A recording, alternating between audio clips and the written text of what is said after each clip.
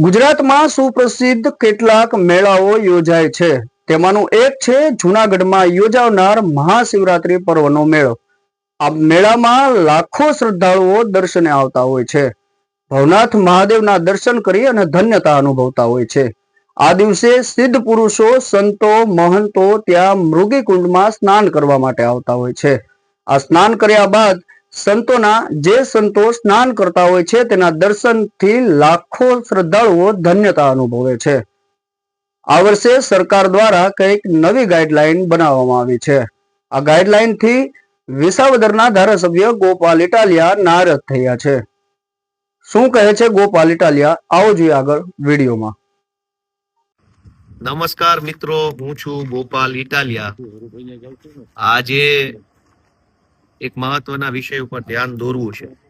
બીજેપીની સરકાર હિન્દુત્વના ખૂબ મોટા મોટા અને જૂઠા દાવાઓ કરે છે, પરંતુ જ્યારે ખરેખર હિન્દુ આસ્થાનો વિષય આવે, સનાતન પરંપરાનો વિષય આવે, અને જ્યારે ખરેખર આપણી આધ્યાત્મિક સંસ્કૃતિનો વિષય આવે, ત્યારે ભાજપ સરકાર દ્વારા હંમેશા હિન્દુ શ્રદ્ધાળુઓ અને હિન્દુ આસ્થા ધરાવતા વ્યક્તિઓનું આસ્થાનું ધ્યાન રાખવામાં આવતું નથી। ભવનાથની અંદર જે મેળો થઈ રહ્યો છે, ભવનાથમાં જે મેળો થઈ રહ્યો છે, એ મેળાની અંદર હમણાં હર્ષ સંઘવીએ 4-5 મીટિંગો કરી। જુનાગઢમાં સરકારી માણસો અને બધા અલગ અલગ આગેવાનો સાથે ગાંધીનગરમાં મીટિંગ કરી અને એવો નિર્ણય કર્યો કે ભવનાથ મેળામાં ગિરનાર દરવાજાથી કોઈ પણ વાહન અંદર જઈ શકશે નહીં। હવે ભવનાથ મહાદેવનું મંદિર જે છે કે જ્યાં મહાશિવરાત્રીનો મુખ્ય મેળો યોજાય છે, જ્યાંથી રવેડી નીકળે છે, જ્યાં સ્નાન થાય છે, એ ભવનાથ મહાદેવનું મંદિર એટલે આખા મહાશિવરાત્રીના મેળાનું કેન્દ્ર સ્થાન। ગિરનાર દરવાજાથી ભવનાથ મહાદેવના મંદિર સુધીનો રસ્તો અંદાજે 8 કિલોમીટર જેટલો હશે, અંદાજિત, અને આમ સીધા ચડાણ વાળો છે, કેમ કે ભવનાથ તરફ જાઓ જુનાગઢ સિટીમાંથી એટલે ઢાળ ટાઈપનો રસ્તો છે। આમ જોઈએ તો છેલ્લા વર્ષોના ઇતિહાસ પ્રમાણે અંદાજે 10 થી 15 લાખ શ્રદ્ધાળુઓ આ ભવનાથ મહાદેવમાં મહાશિવરાત્રીનો મેળો માણવા માટે આવતા હોય છે। 15 લાખ લોકો આવવાના કારણે જુનાગઢ આખો જિલ્લો અને ખાસ કરીને જુનાગઢ શહેરમાં લોકોને અંદાજિત 200 કરોડ જેટલા રૂપિયાની આવક થાય છે, અલગ અલગ પ્રકારની। એટલે મેળાનું ઐતિહાસિક મહત્વ તો છે જ છે।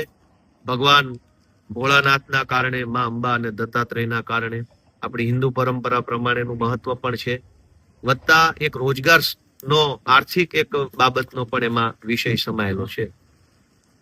ભાજપની સરકારે નિર્ણય કર્યો કે ગિરનાર દરવાજાથી બધા વાહનોને રોકવામાં આવશે અને કોઈ વાહનોને ભવનાથ નહીં લઈ જવા દેવામાં આવે।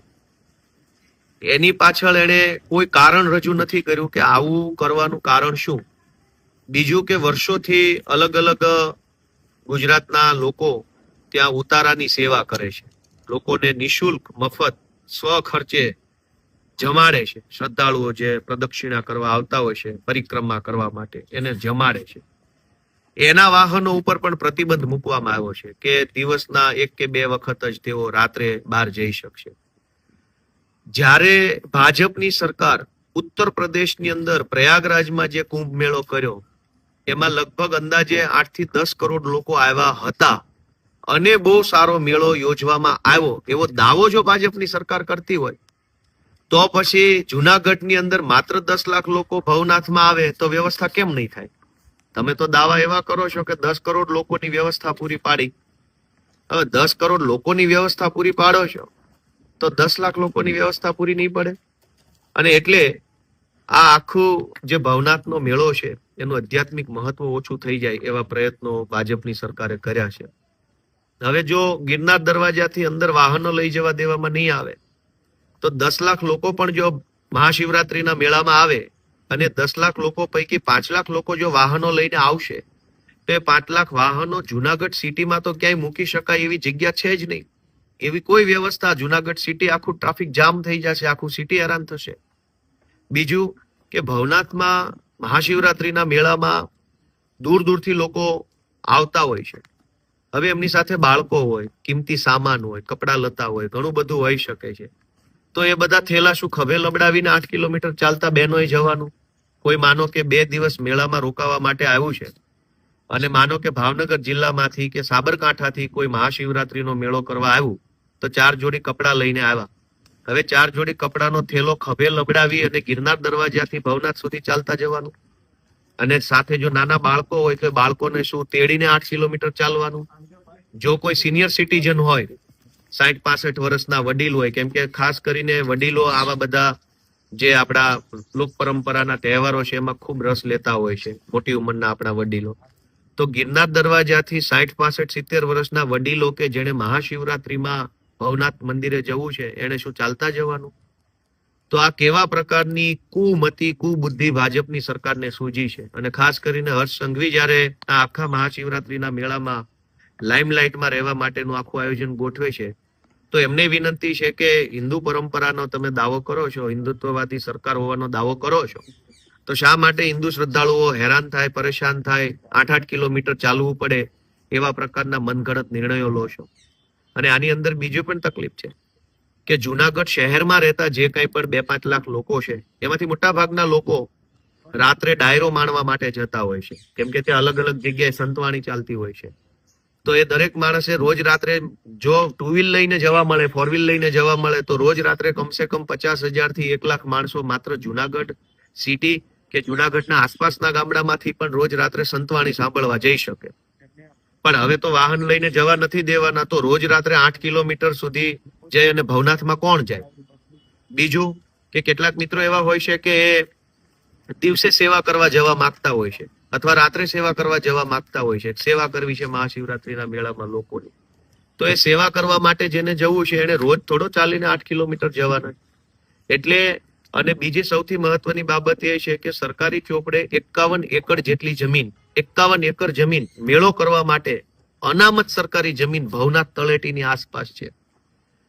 પણ વાસ્તવિક રીતે 51 એકર નથી, કેમ કે મોટા ભાગના ભાજપના માણસોએ ભવનાથ તળેટીમાં દબાણ કરી નાખ્યું છે, પેશકદમી કરેલી છે, અને એના કારણે મેળો કરવાની જે જગ્યા છે એમાં ભાજપના માણસોનું દબાણ છે. એટલે હવે મેળો કરવાની જગ્યા ટૂંકી થઈ ગઈ છે, ઓછી થઈ ગઈ છે. એનો ભોગ સામાન્ય જનતા, હિન્દુ શ્રદ્ધાળુઓએ બનવું પડશે. ભાજપના માણસો પાસેથી જો 51 એકર જમીન ખાલી કરાવી દેવામાં આવે તો આજની તારીખમાં પણ ભવનાથ તળેટીમાં 50 લાખ લોકો મેળો કરી શકે એટલી જગ્યા ઉપલબ્ધ છે. પણ ભાજપના માણસોએ દબાણ કર્યું, એ સરકારી તંત્રને નથી દેખાતું. હવે શ્રદ્ધાળુઓ જે 10-15 લાખ શ્રદ્ધાળુઓ આવવાના છે મહાશિવરાત્રી પર્વની અંદર પોતાની આસ્થાનો વ્યક્ત કરવા માટે, એ શ્રદ્ધાળુઓને 8 કિલોમીટર ચાલતા લઈ જવા માટેની આખી પ્લાનિંગ થઈ રહી છે. આ બાબત બિલકુલ ખોટી છે. અમે આનો વિરોધ કરીએ છીએ અને હું આશા રાખું છું કે જિલ્લા વહીવટી તંત્ર અને ભાજપના માણસો જે નકલી હિન્દુત્વના ઠેકેદારો છે એ જરાક બોધપાઠ લેશે અને આ જે 8 કિલોમીટર સુધી ચાલીને ભવનાથ જવાનો નિર્ણય છે એને બદલવો પડે. તમે બાળકોનું વિચારો, તમે સિનિયર સિટીઝનનું વિચારો, તમે મહિલાઓનું વિચારો, તમે કોઈ અંદર સગર્ભા બહેનો આવી છે એનું વિચારો કે એને કેવી રીતે ચાલતા જવાનું. અને આ જે પ્રતિબંધ છે એ કહેવા માટે તો એવું કહેવામાં આવે છે કે તમામ માટે પ્રતિબંધ છે, પણ વાસ્તવિકતા એ છે કે તમામ વીઆઈપી, વીવીઆઈપી અને રાજકારણીયાઓ છે એ બિંદાસ 4 વ્હીલ લઈને અંદર જઈ શકવાના. ખાલી આમ જનતા કે જેના થકી મેળો ઉજળો છે, જે કરોડો શ્રદ્ધાળુઓના કારણે મેળો ઉજળો બને છે, એ શ્રદ્ધાળુઓને હેરાન કરવામાં આવશે. રાજકારણીયા હશે, સરકારી નોકરિયાતો હશે, મોટા મોટા સેલિબ્રિટીઓ છે, એ બધાને તો સરકારી ગાડીઓમાં અંદર લઈ જઈ શકશે. પણ જે શ્રદ્ધાળુઓ 10 લાખ આવવાના છે એટલે જ મેળો સફળ થવાનો છે, એ શ્રદ્ધાળુઓને અંદર નહીં આવવા દેવામાં આવે. એટલે આ બાબતની અંદર બિલકુલ અમારો વાંધો વિરોધ છે. હિન્દુઓની આસ્થાના નામે જે કાંઈ ભાજપે મત મેળવ્યા પછી મહાશિવરાત્રીના ભવનાથના મેળાની આટલી ઉજળી પરંપરાને તોડવા માટેનું જે કૃત્ય થઈ રહ્યું છે એ નિંદનીય છે. મારી સ્પષ્ટ માંગણી છે કે તાત્કાલિક આ નિર્ણયની અંદર ફેર વિચારણા કરવામાં આવે, નહીં તો અમે પણ સામાજિક, રાજકીય અને જે કાંઈ પણ લોક સંપર્ક કરીને કાર્યક્રમ કરવો પડશે, કરવાની અમારી ફરજ પડશે. હર હર મહાદેવ.